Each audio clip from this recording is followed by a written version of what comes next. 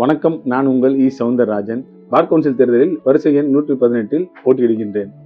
நான் கடந்த செப்டம்பர் மாதம் முதல் பார் கவுன்சில் தேர்தலில் முடிவு செய்து அதற்கு தொடர்ந்து உழைத்து வருகிறேன்.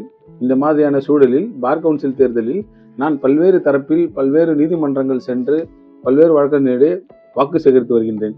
இந்நிலையில் பார்த்தீங்கன்னா, பார் கவுன்சில் தேர்தலில் எனக்கு நெருங்கிய வட்டாரத்தில் உள்ள சில வழக்கறிஞர்களை நான் சந்திக்காமல் போயிருக்கலாம். உங்களை நான் நேரடியாக வாக்கு கேட்காமல் போயிருக்கலாம். ஆனால் நீங்கள் எனக்கு நன்று பழக்கம் உள்ள நபராக இருந்திருப்பீர்கள்.